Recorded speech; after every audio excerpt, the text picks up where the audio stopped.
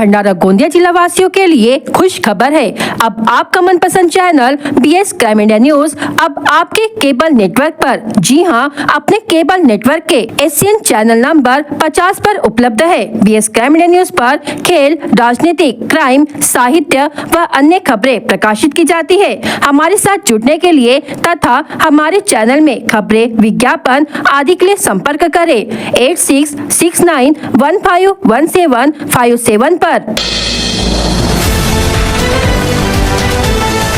मार्च 2026 में आयोजित 12वीं उच्च माध्यमिक परीक्षा का परिणाम 2 मई को घोषित हुआ। भंडारा जिले ने 84.12% परिणाम के साथ नागपुर विभाग में 5वां स्थान हासिल किया। इस वर्ष भी नूतन कन्या जूनियर कॉलेज की छात्राओं ने शानदार प्रदर्शन करते हुए अपनी गौरवशाली परंपरा को कायम रखा। नूतन कन्या जूनियर कॉलेज की छात्रा गीतिका श्याम धूत ने सभी संकायों में 100% अंक प्राप्त कर राज्य में प्रथम स्थान हासिल किया। पल्लवी सतीश बाबरे ने 98.50% अंकों के साथ जिले में द्वितीय, जबकि अपूर्वा गिरधारी भेलावे ने 97.67% अंकों के साथ तृतीय स्थान प्राप्त किया। प्राप्त जानकारी के अनुसार विज्ञान शाखा में विकास जूनियर कॉलेज खरबीनाका के श्रवण किशोर कारेमुरे ने 94% अंकों के साथ जिले में प्रथम स्थान हासिल किया। लॉर्ड्स पब्लिक स्कूल की रिद्धि किशोर हत्तीमारे 91.86% अंकों के साथ द्वितीय, जबकि नूतन कन्या जूनियर कॉलेज की वैष्णवी सुनील खोबरागड़े 91% अंकों के साथ तृतीय स्थान पर रही। कला शाखा में गांधी विद्यालय बहला की वैष्णवी नैनपुरकर ने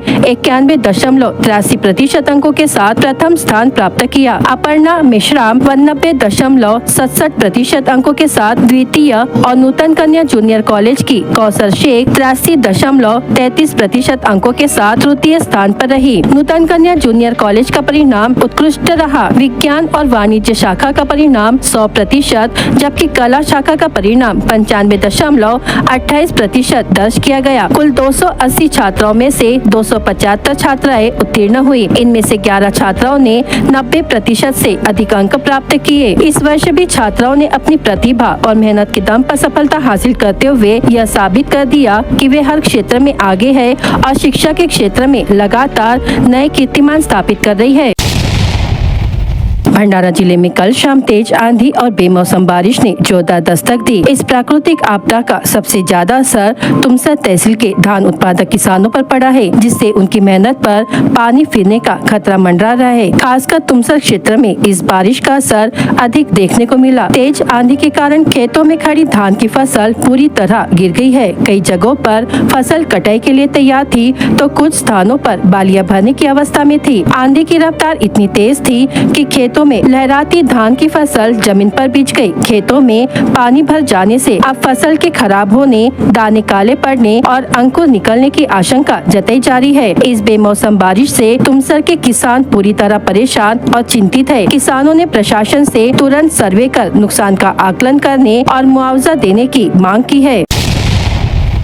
मोहाली पुलिस ने अवैध रेत परिवहन के खिलाफ बड़ी कार्रवाई करते हुए करीब 20,50,000 रुपए का माल जब्त किया। इस कार्रवाई में एक टिप्पर और उसमें भरी रेत को कब्जे में ले लिया गया। मोहाली पुलिस थाने के प्रभारी पुलिस निरीक्षक बेलखेड़े अपनी टीम के साथ पेट्रोलिंग पर थे। इस दौरान रोहा परिसर के रोहना पगडंडी मार्ग पर एक संदिग्ध टिप्पर नजर आया। पुलिस को देखकर चालक वाहन भगाने की कोशिश करने लगा। पुलिस टीम ने पीछा कर उसे पकड़ लिया। जाँच के दौरान सामने आया कि टिप्पर क्रमांक MH40 BL 1809 में बिना किसी वैध अनुमति के करीब 5 ब्रास भरकर रोहा निवासी आरोपी चालक अमोल जीवन तिरावे उम्र 31 वर्ष लेकर जा रहा था। पुलिस ने मौके पर ही टिप्पर समेत कुल 20,50,000 रुपए का माल जब्त किया। पुलिस ने विविध धाराओं के तहत मामला दर्ज कर जाँच शुरू कर दी है। डाल वन परिक्षेत्र के अंतर्गत आने वाले केसलवाड़ा परिसर में शुक्रवार 1 मई को सुबह एक मादा तेंदुए और उसके 2 नन्हे शावकों समेत सफलतापूर्वक पकड़ा गया। करीब 4 घंटे चले रेस्क्यू ऑपरेशन के बाद तीनों को सुरक्षित रूप से उनके प्राकृतिक आवास में छोड़ दिया गया। पिछले करीब 15 दिनों से यह मादा तेंदुआ आसपास के गाँवों में तेंदुए की दहशत फैली हुई थी। ग्रामीणों में दहशत का माहौल था। सुबह करीब 6 बजे खापरी पुनर्वसन क्षेत्र की स्मशान भूमि के पास एक बंद नाले में मादा तेंदुआ अपने लगभग 1.5-2 महीने के 2 शावकों के साथ दिखाई दी। यह जानकारी स्थानीय निवासी रविंद्र रामटे के द्वारा वन विभाग को दी गई। सूचना मिलते ही वन परिक्षेत्र अधिकारी योगेश शर्मा अपनी टीम के साथ मौके पर पहुंचे। वहां बड़ी संख्या में ग्रामीणों की भीड़ जमा हो गई थी, जिसे नियंत्रित कर वन विभाग एवं जलद बचाव दल की टीम ने तुरंत कार्रवाई शुरू की। करीब 2 घंटे की कड़ी मशक्कत और जोखिम भरे प्रयासों के बाद टीम ने ग्रीन नेट और पिंजरे की मदद से मादा तेंदुए और उसके 2 शावकों को सुरक्षित पकड़ लिया। इसके बाद पशु चिकित्सक डॉक्टर ललित मिसलवार की निगरानी में आवश्यक जांच की गई और तीनों को सुरक्षित रूप से जंगल में छोड़ दिया गया।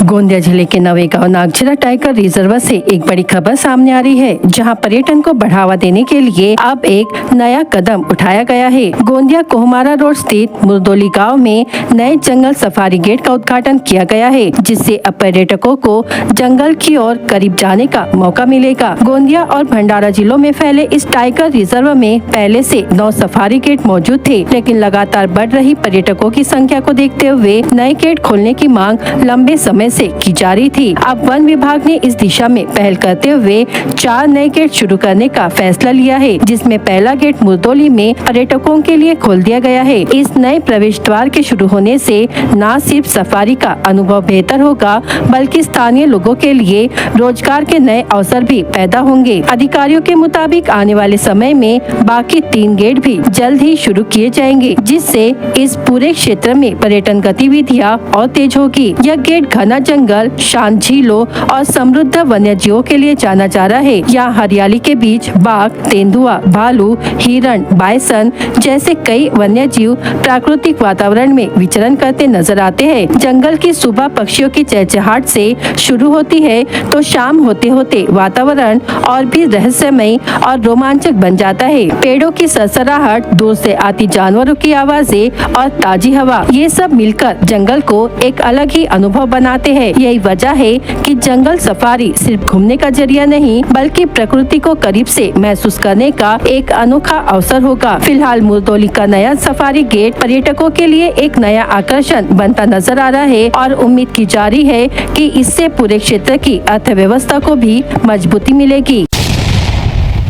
महाराष्ट्र दिवस के अवसर पर श्री सदाशिवराव पाटिल शिक्षण संस्था कामठी द्वारा संचालित श्रीमती किशोरीताई भोयर शैक्षणिक परिसर वर्ठी में Shri Yadavrao Bhoyar indoor sports complex का भव्य उद्घाटन किया गया। कार्यक्रम की शुरुआत संस्था के सचिव सुरेश भोयर द्वारा ध्वजारोहण से हुई, जिसके बाद विधायक नानाभाऊ पटोले के हस्ते कॉम्प्लेक्स का उद्घाटन संपन्न हुआ। इस अवसर पर सांसद डॉक्टर प्रशांत पडोले और विधायक राजू कारेमोरे मुख्य अतिथि के रूप में उपस्थित रहे। कार्यक्रम में दीप प्रज्वलन, स्वागत सत्कार और सांस्कृतिक प्रस्तुति ने विशेष रंगत भरी। बीएड की छात्राओं ने स्वागत गीत प्रस्तुत कर सभी का मन मोह लिया। वक्ताओं ने ग्रामीण विद्यार्थियों के लिए खेल सुविधाओं के महत्व पर जोर देते हुए कहा कि खेल से व्यक्तित्व विकास होता है और शिक्षा को मजबूती मिलती है। कार्यक्रम में उत्कृष्ट प्रदर्शन करने वाले विद्यार्थियों का भी सम्मान किया गया। नए स्पोर्ट्स कॉम्प्लेक्स में बैडमिंटन, टेबल टेनिस, शतरंज और कैरम जैसी आधुनिक सुविधाएं उपलब्ध होगी। इससे वर्ठी और आसपास के क्षेत्र में खेल संस्कृति को बढ़ावा मिलने की उम्मीद जताई गई। कार्यक्रम उत्साहपूर्ण